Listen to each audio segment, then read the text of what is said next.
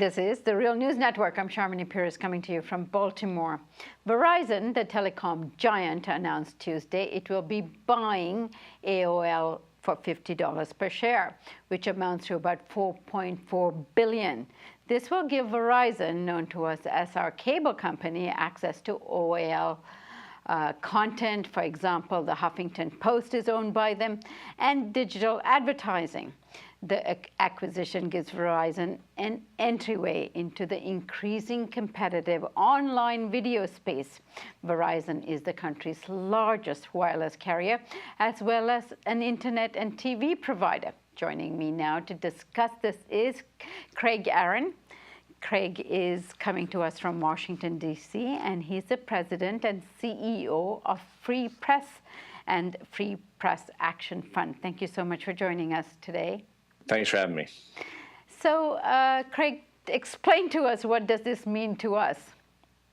Well, this is yet another in a long series of mega media mergers.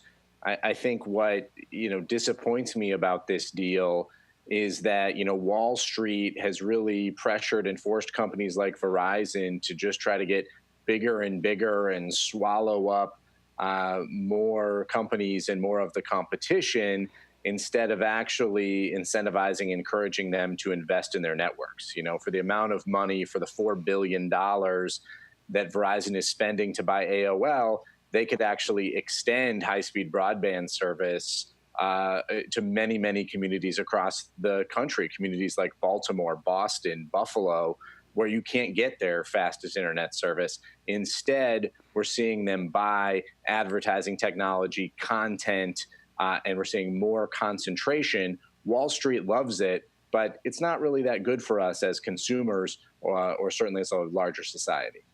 So, Craig, this kind of consolidation, organizations like yourselves have been fighting for years and years and years. Give us sort of fundamentals as to why you've been fighting it, and what does this leave us with in society?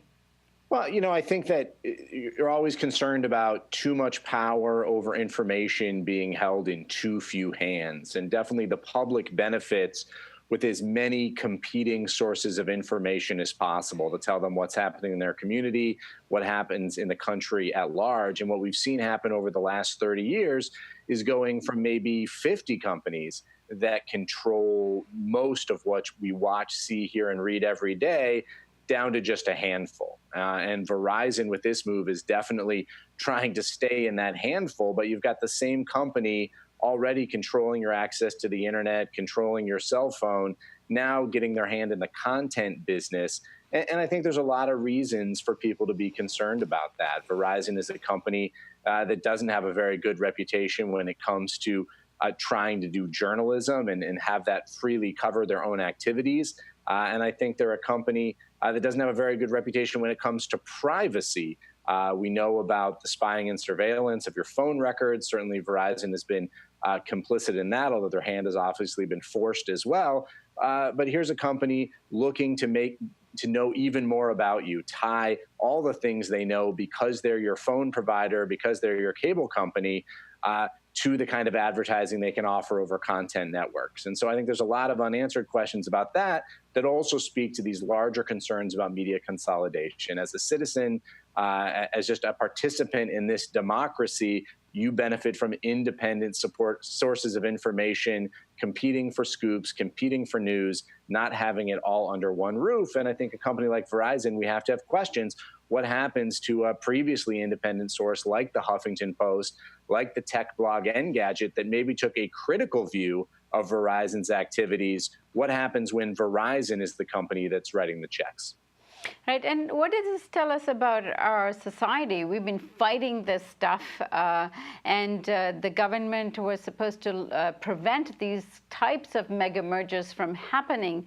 Why were they not able to do that, and what kind of criticism are we receiving from the pre-press? I think there's definitely a mixed record. I mean, we did see the government step in here just a few weeks ago and stop the Comcast-Time Warner Cable merger, which was a much more dangerous merger than this one. AT&T, T-Mobile, there have been instances where things are just too big, and even the government can kind of wake up and step in. Now, that's been too far, not often enough. And so we had years and years, I think, of neglect, allowing these media companies to concentrate in fewer and fewer hands. And then suddenly you're in a world where the only players are other big companies. And I think that's what we're looking at with a deal like this. Our antitrust laws aren't really equipped to step in front of a deal like this. So I suspect it probably will go through. But, the incentives are really upside down.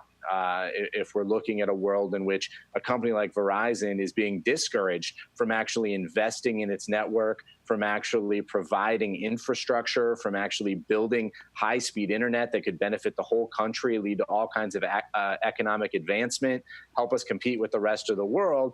And instead, because of the narrow and short-term incentives created by Wall Street, you have a company like Verizon instead just chasing the next big deal that might offer a short-term boost to their stock prices. And so, those are some pretty core fundamental issues underlying a deal like this. And unfortunately, that's exactly the kind of thing that Wall Street has rewarded instead of actually investing in the fundamental infrastructure that would benefit all of us and make them plenty of money too. And Craig, what's next? I mean, they said they're going forward with it, so they're purchasing it. And then what will we as a consumer experience in the process? Well, it's a little early to tell.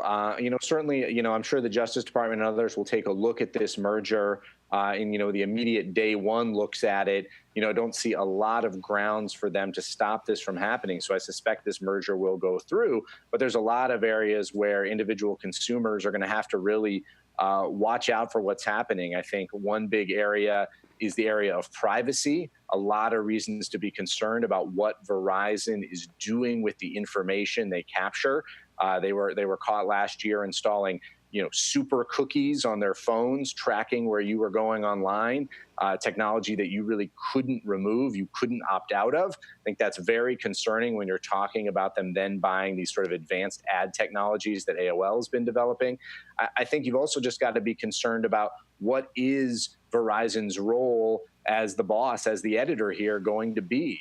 Just last year, they tried to start their own tech news site called Sugar String. When they put the word out about what kind of stories they want, they were very clear that they didn't want any stories about net neutrality. They didn't want any stories about surveillance. They didn't want any stories about any area where Verizon was up to no good. Are we going to see that start to leak into places like the Huffington Post, TechCrunch, Engadget, these news outlets, reputable news outlets, that they will now own? I think real concerns about, are there going to be walls there protecting the editorial independence of those outlets from corporate headquarters?